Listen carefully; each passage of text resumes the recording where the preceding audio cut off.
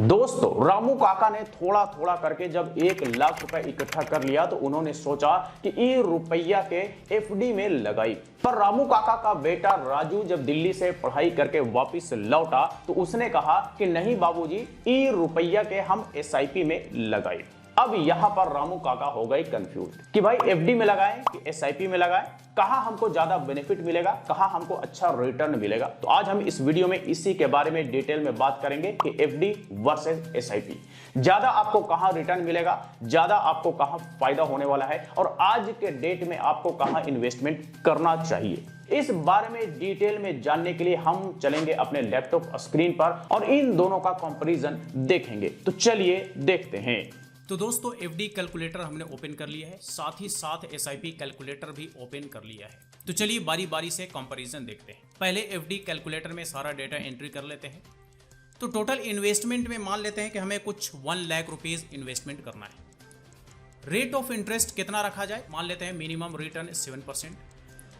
अब आप कहेंगे कि भाई 7% कैसे, तो मैं आपको ये भी दिखा देता हूँ। अलग अलग बैंकों का यहाँ पर आप देख सकते हैं। आप एक्सिस बैंक का देखिए, 10 ईयर्स के लिए 1 लाख रुपीस पर आपको रेट ऑफ इंटरेस्ट मिलता है 7% का।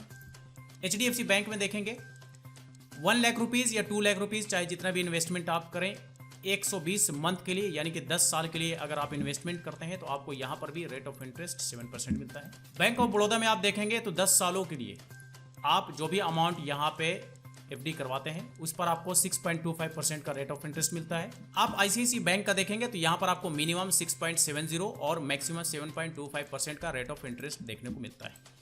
एसबीआई में आप आएंगे तो एसबीआई में आपको रेट ऑफ इंटरेस्ट बताया नहीं जाता है, लेकिन मुझे भी लगता है कि यहाँ पर भी कुछ अप्रोक्सीमेटली 7% का रेट ऑफ इंटरेस्ट एफडी पर मिलता होगा। तो इसलिए मैंने एक एवरेज 7% का रेट ऑफ इंटरेस्ट एफडी पर यहाँ पर रखा है। टाइम पीरियड हम 10 ईयर्स के लिए लेते हैं, 10 ईयर्स हम यहाँ पर भी रखते हैं और 10 ईयर्स हम एसआईपी में भी रखेंगे। 10 ईयर्स रखने के बाद आप देख लीजिए 1 लाख रुपीज का इन्वेस्टमेंट, 7% का रेट ऑफ इंटरेस्ट, 10 ईयर्स का लॉक इन पीरियड है। आपका जो टोटल इन्वेस्टमेंट अमाउंट होता है वो होता है 1 लाख रुपीज। जाहिर सी बात है, आपने एफडी किया 1 लाख का, आपको इस पर रिटर्न मिलता है 1,160 रुपये।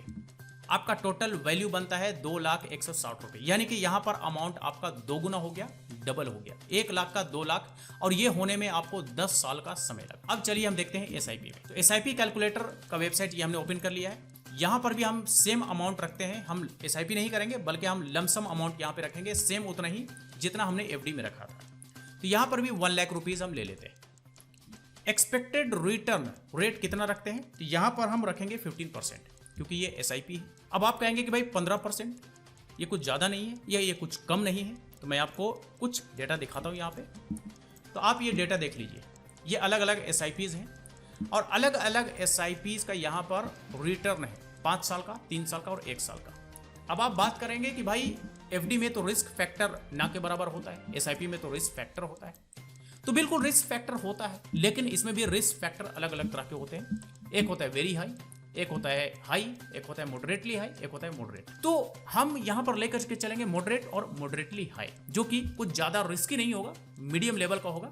यानी कहिए तो रिस्क बहुत ज्यादा नहीं होगा तो बहुत कम भी नहीं होगा। तो अगर आप ज्यादा एक्सपेक्ट कर रहे हैं तो थोड़ा आपको रिस्क लेना पड़ेगा, लेकिन उतना ज्यादा रिस्क यहाँ पे नहीं होता है इन दोनों में। अब आप यहाँ पर रिटर्न देखिए, 5 सालों का 26% मिलता रहा है, 3 सालों में 27% मिलता रहा है और 1 ईयर का 48%।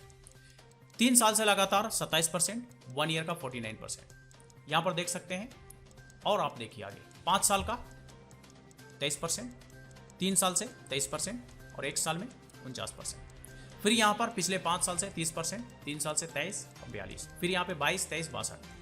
आप और नीचे आइए 21, 22, 49, यानी कि 21 से नीचे आपको यहाँ पे रिटर्न देखने को ही नहीं मिल रहा है पिछले 5 सालों से। 3 साल का देखेंगे तो और 5 साल से ज्यादा से भी हाई देखने को मिलेगा और 1 ईयर का और ज्यादा हाई है। अगर हम यहाँ से 20% भी लेकर के चले तो ये बिल्कुल गलत नहीं होगा, लेकिन हम 20 ना मान करके वर्स्ट सिनेरियो भी होगा तो हमें 15 तो मिलेगा ही मिलेगा, और 15 ही मैंने यहाँ पर लिया है। टाइम ड्यूरेशन हम 10 ईयर्स के लिए यहाँ पे भी अप्लाई करते हैं, ठीक है। तो फिर से देख लीजिए amount 1 lakh rupees, 15% return, 10 years time period.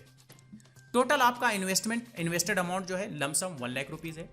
इस पर आपका एस्टिमेटेड रिटर्न 3,04,556 रुपये, यानी कि 1 लाख पर 3 लाख रुपए का रिटर्न मिलता है।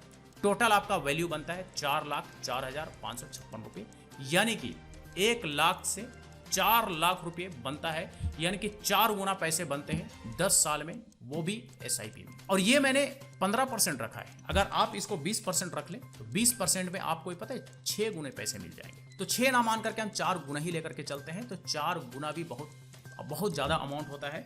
और 4 गुना अगर आप एफडी के मुकाबले देखेंगे तो एफडी में आपको जो 2 गुना मिलता है वो आपको यहाँ पर 4 गुना मिलता है। अब जो अमाउंट एफडी में आपको 10 साल में डबल हो रहे हैं ना, वो अमाउंट आपको यहाँ पे 5 साल में डबल हो जाएंगे। आप देख लीजिए, 1 लाख का 2 लाख आपको 5 साल में हो रहा है। तो अब आप डिसाइड कीजिए कि आपको इन्वेस्टमेंट एफडी में करना है या फिर एसआईपी में करना है। तो दोस्तों ये आपने देख लिया एफडी का इनकम 10 सालों में और एसआईपी का इनकम 10 सालों में। देख करके आपका भी दिमाग घूम गया होगा कि जहां एफडी में 2 गुना पैसा मिल रहा है 10 सालों में, वहीं 10 सालों में आपको एसआईपी में 4 गुने पैसे मिल रहे हैं, वो भी 15% के रिटर्न पर। 20% के रिटर्न पर तो 6 गुना पैसा आपको देखने को मिला है। तो मतलब कि एफडी के मुकाबले एसआईपी में ज्यादा इन्वेस्टमेंट है, एसआईपी में ज्यादा फायदा मिलने वाला है, ये तो इस कंपैरिजन से पता चला। और कहीं ना कहीं मुझे यह लगता है कि रामू काका के बेटा को भी इस बारे में जानकारी रही होगी, इसीलिए वो जैसे ही घर वापस आया